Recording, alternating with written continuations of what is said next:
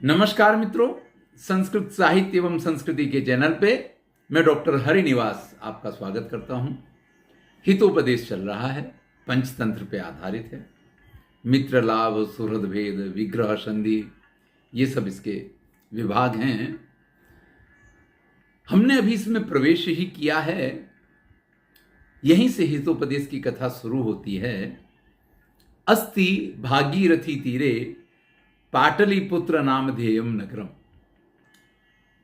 भाई, भागीरथी नदी स्वयं राजा भगीरथ के प्रयत्नों से जो पृथ्वी पे आई, उस गंगा को भागीरथी कहा जाता है।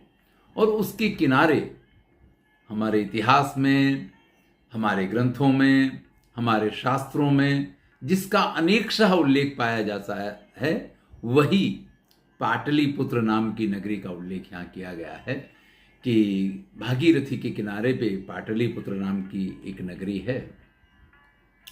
तत्र सर्व स्वामी गुणोपेता सुदर्शनो नाम नरपति आसीत। वहां राजा के सभी गुण। यहां अगर हम हितोपदेश की बात करें ना, कितनी सरल भाषा का प्रयोग करते हैं। मैंने कहा, मेरे जीवन में सबसे प्रथम जो संस्कृत कृति मैंने अभ्यास क्रम के रूप में पढ़ी, वो हितोपदेश ही थी। तो यहां कहते हैं, वहां पे सर्व स्वामी गुणोपेतम। शायद आपको नृप कहें या और कोई नाम से अभिहित करें तो समझ में आए ना आए, पर स्वामी के सभी गुणों से युक्त सुदर्शन नाम का नरपति आसीत। नर यानी मनुष्यों का पति यानी स्वामी, मनुष्यों का राजा रहा करता था।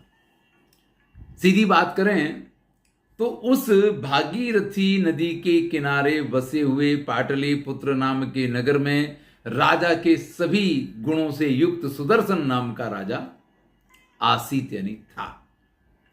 सा भूपति एकदा केनापि पठ्यमानम श्लोकद्वयम शुश्राव। उस राजा ने, एक बार की बात है, किसी के द्वारा पढ़े जा रहे 2 श्लोकों को सुना। अब भैया, कैसे वो 2 श्लोक होंगे जिसने राजा के मन में एकदम से विचारों का समुद्र खड़ा कर दिया। पहला श्लोक था, अनेक संशयोच्छेदी परोक्षार्थस्य दर्शकम सर्वस्य लोचनम शास्त्रम यस्य नास्त्यंद एवशः। भैया, जो शास्त्र रूपी लोचन यानी नेत्र हैं, वो अनेक प्रकार के संशयों को दूर करने वाले हैं। और जो हम अपनी आंखों से, अपनी इंद्रियों से प्रत्यक्ष रूप से नहीं जान पाते हैं, ऐसे बहुत सारे परोक्ष अर्थों का वो दिखाने वाला है। देखिए, शास्त्रों का कार्य यहां बता रहे हैं। आपके मन में किसी भी प्रकार की शंका, किसी भी प्रकार के संशय, किसी भी प्रकार की चिंता, कुछ भी हो, उन सब का छेदन करने वाले हैं शास्त्र। यानी शास्त्रों के अध्ययन से आपके मन के जो भी संशय हैं, आपके मन में जो भी तरह तरह के विचार खड़े होते हैं, उन सब के जवाब आपको मिलते हैं। एक बात तो ये हो गई।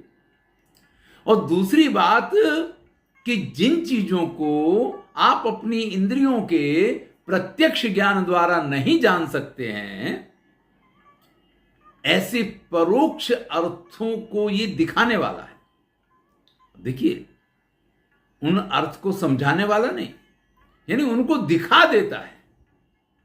ये इसलिए हितोपदेश, इसकी भाषा, इसकी सरलता और इसका आकर्षण बहुत गजब का है।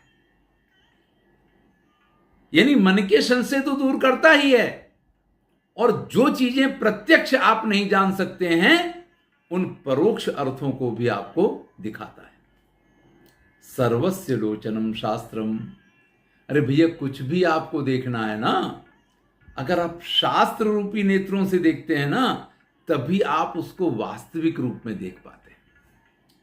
यानी सभी विषयों को देखने के लिए वास्तविक नेत्र तो शास्त्र ही है, चाहे वो विषय प्रत्यक्ष हो, चाहे वो विषय परोक्ष हो।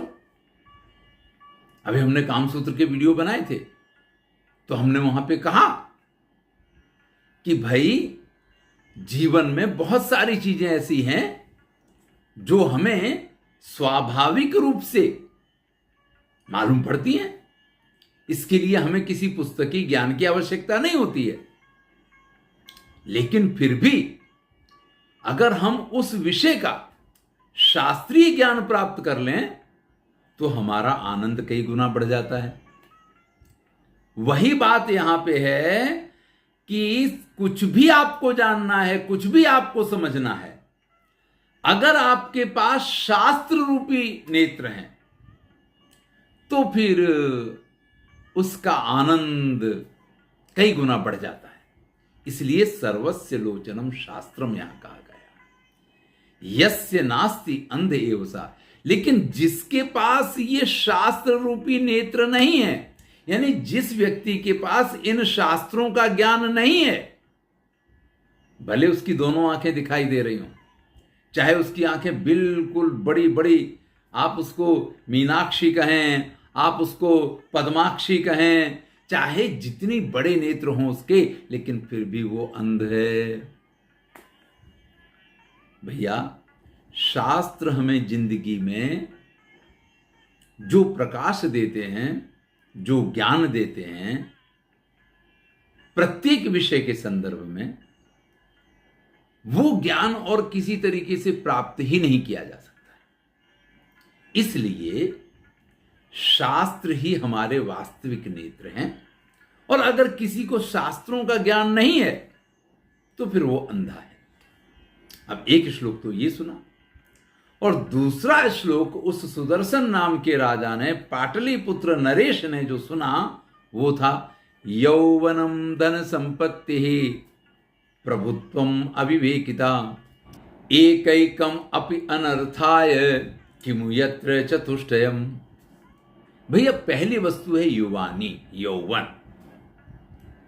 दूसरी वस्तु है धन संपत्ति। तीसरी वस्तु है प्रभुत्व, स्वामित्व। प्रभुता पाहि काहि मद नाही, तुलसीदास जी ने लिखा है। और चौथी वस्तु है अविवेकिता। भैया अगर किसी के पास इन चार में से एक भी हो, भाई युवानी आई, फिर कहां अपने काबू में रहता है व्यक्ति। धन संपत्ति आ जाए तो फिर तो खुद को खुदा ही समझ लेता है, और जब स्वामी बनता है तो फिर तो अभिमान की पराकाष्ठा पे पहुंच जाता है। और अविवेकी से तो बड़ा कोई श्रेष्ठ व्यक्ति होता ही नहीं है, क्योंकि उसको तो पता है कि इस दुनिया में सबसे श्रेष्ठ वही है। उसको तो किसी चीज का औचित्य विवेक रखना ही नहीं है।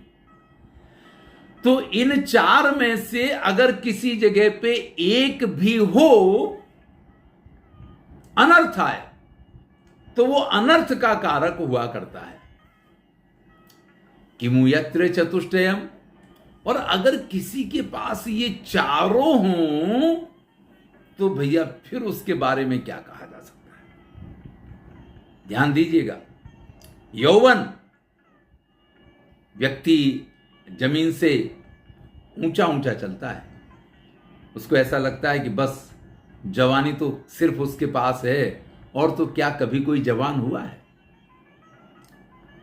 इसी प्रकार से जब धन संपत्ति आती है तब भी व्यक्ति जो है ना, वो सब कुछ भूल जाता है। स्वामित्व में तो होता ही ऐसा है। अविवेकी को तो कौन समझा सकता है। तो इन चार में से एक तत्व भी जहां विद्यमान हो वो अनर्थ करने के लिए पर्याप्त है। लेकिन अगर किसी में ये चारों स्थितियां विद्यमान हो तो उसका तो क्या कहा जा सकता है। राजा ने ये श्लोक सुना तो उसका माथा ठनका।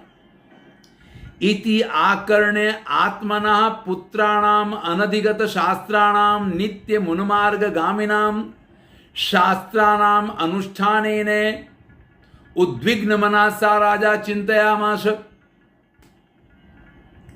जब ये श्लोक सुने तो उसको ख्याल आया यार उसके भी जो पुत्र हैं युवान भी होने की तैयारी में हैं, धन संपत्ति भी उनके पास है, राजा के पुत्र हैं, राजकुमार हैं, सत्ता भी उनके पास है, और चूंकि शास्त्र पढ़े नहीं है इसलिए विवेक नाम की चीज तो उनके पास है ही नहीं।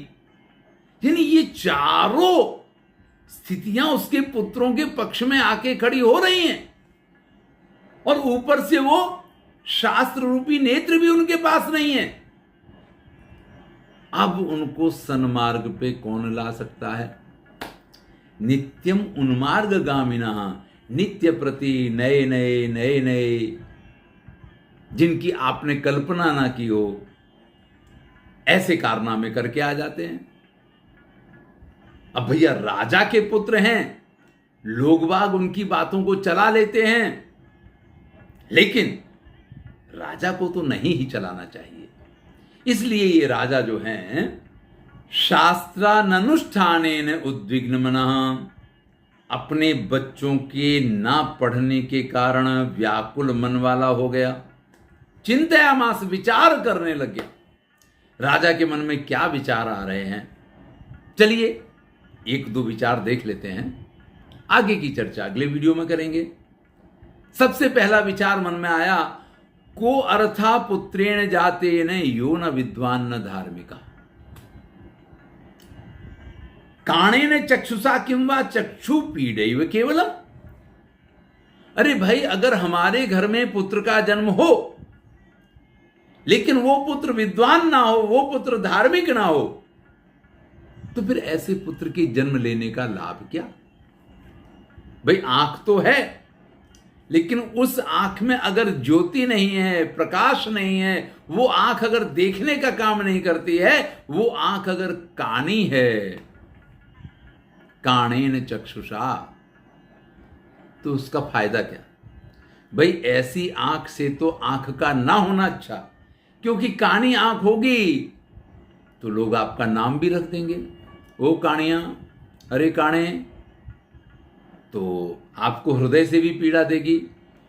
और आंख जो है चूंकि कानी है तो देखने का काम तो नहीं करती है, लेकिन आपको उसको साफ करना, उसका कचरा निकालना और दुनिया भर के उसके साथ जो कुछ होता है वो सिर्फ पीड़ा कारक ही होता है, लाभ उसका कोई नहीं है, पीड़ा उसमें से बहुत प्रकार की होती है। तो ध्यान दीजिए, राजा सुदर्शन जो भागीरथी नदी के किनारे बसे हुए पाटलिपुत्र नाम नगर के राजा हैं, राजा के सभी श्रेष्ठ गुणों से युक्त हैं, जब उन्होंने ये जाना कि शास्त्र ही सबके नेत्र होते हैं और उनके पुत्र तो ये शास्त्र पढ़े नहीं हैं, उस पे भी यौवन, धन संपत्ति, प्रभुत्व और अविवेक, ये चार ऐसे तत्व हैं कि इनमें से एक भी कहीं विद्यमान हो तो व्यक्ति के जीवन को अनर्थ से भर सकता है, और हमारे पुत्रों के पास तो ये चारों ही हैं। तो ऐसी स्थिति में अगर मेरे पुत्र शास्त्रों का ज्ञान प्राप्त नहीं करते हैं तो फिर जिंदगी में क्या होगा? और जब उन्होंने चिंता शुरू की तो यहां एक संतान के गुण क्या होने चाहिए और कैसी संतान बेकार है, इसकी चर्चा हितोपदेश में शुरू होती है। पहला श्लोक हमने देखा कि भाई ऐसा पुत्र जो विद्वान ना हो, जो धार्मिक ना हो, उसके जन्म लेने का कोई लाभ नहीं, क्योंकि अगर आंख में प्रकाश ना हो, आंख अगर कानी है, तो फिर वो किसी भी प्रकार से लाभदायी नहीं होती है, वो सिर्फ पीड़ा को देने वाली होती है। इससे आगे की चर्चा हम अगले वीडियो में करेंगे। मैं हूं डॉक्टर हरिनिवास। आनंद लीजिए, अच्छा लगे तो मित्रों के साथ शेयर कीजिए। पुनः पुनः आप सबका धन्यवाद।